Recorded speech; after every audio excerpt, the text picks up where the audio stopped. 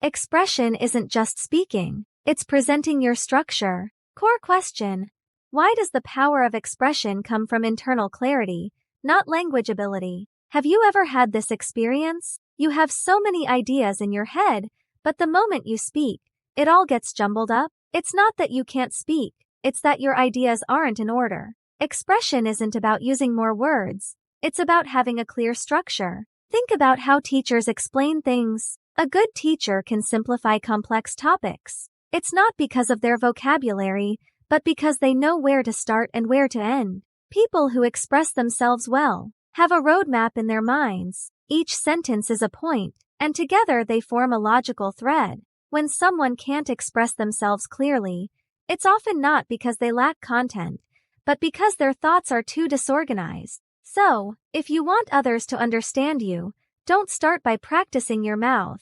Start by practicing the ability to organize your thoughts. Clarity is not a gift, it's a structure. When your mind has structure, your words naturally have power. Media isn't just a tool, it's a filter for reality. Core question: why does each medium change the way we see the world? We always think that phones, TVs, and the internet are just tools. But in reality, each medium changes the way we see the world. When you read a book, you're having a conversation with the author. When you watch short videos, you're having a conversation with an algorithm. Books teach you focus, while short videos teach you switching. The medium determines the rhythm of your thinking and the depth of the world you can perceive. It's like changing a camera filter.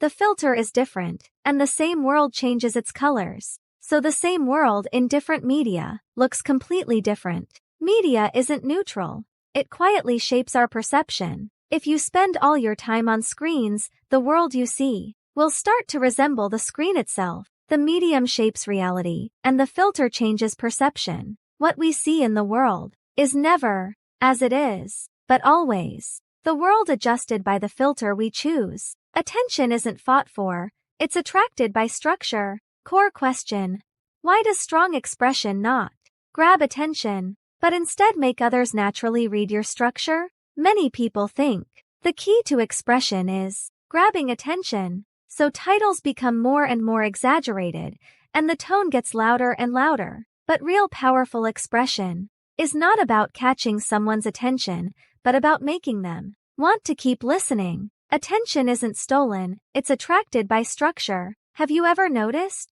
Some people speak in a way that makes you nod without realizing it, not because their content is new, but because their logic is smooth. Structure is what attracts. It allows others to read your thoughts, finding clues between your words. People who express themselves strongly don't shout, they order their sentences. They let the rhythm guide the audience. It's like a good movie. You're not being pushed to watch. You're pulled in. So real attention isn't fought for, but naturally drawn by structure. Content is not information. It's a recreation of experience. Core question: why is the essence of good content making others feel the world again? Many people think content is just about delivering information, but good content is never about telling. It's about making you feel. When a story gives you goosebumps, or a sentence makes you suddenly quiet, that's not information, that's experience. The power of content is not in what you know, but in what you feel.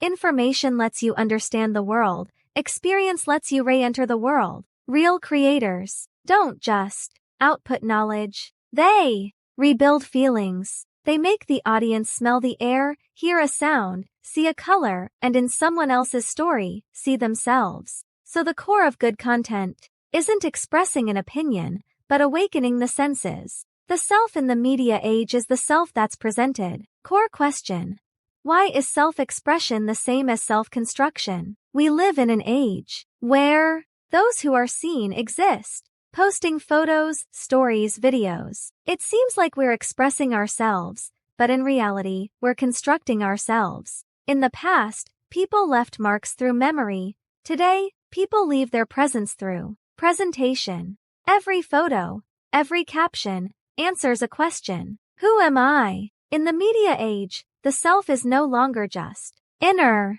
but the result of how it appears. When you choose what to post or delete, you're actually editing yourself. Every presentation is a self-narrative. Over time, we truly become the version of ourselves we've posted. Not everyone wants to be famous, but everyone wants to be understood. So in this age, expressing yourself has become the process of becoming yourself. Algorithms aren't external forces. They're amplifiers of your expression. Core question: why does the more we use algorithms, the more they seem to control us? At first, algorithms were just helping us recommend things. You like something, it shows you more. You click a lot, it learns fast. It seemed smart, and it seemed to understand you. But slowly, it began to decide what you see. You wanted to watch for 2 minutes, but you end up scrolling for 2 hours. You thought you made the choice, but it's actually calculating everything. Algorithms don't just amplify your interests,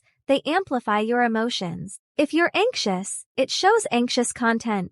If you're angry, it feeds you anger. It amplifies what we like, and also what we can't escape from. So the point isn't that algorithms are bad, but we let them guide us too easily. Every piece of content you post, every video you watch, teaches the algorithm who you are. If you start expressing yourself consciously, it will learn a better version of you. The depth of expression comes from leaving space. Core question: why is mature expression not about saying more, but about letting the audience reach their own conclusions? Many people think that expressing yourself well means explaining everything, but the truly powerful expression is often not more, but leaving just the right amount of space. In paintings, leaving space lets the colors breathe. In music, pauses give weight to the melody. The same is true for words. Sometimes it's not about what you don't say, but letting the other person hear it for themselves.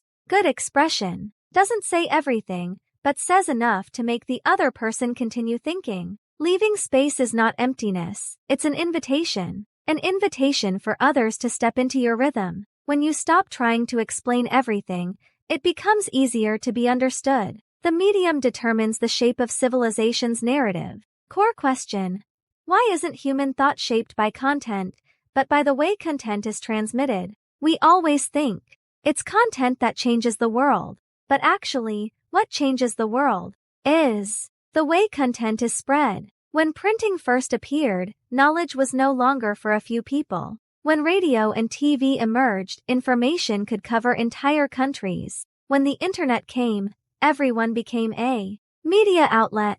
When the medium changes, the way we think changes too. The age of writing taught us logic, the age of images taught us emotion, and the age of short videos has taught us to embrace fragments. Now, we understand quickly, remember less, and express briefly. This isn't good or bad, it's just that the rhythm of civilization has changed. Human thought isn't shaped by content, but by the way we communicate it.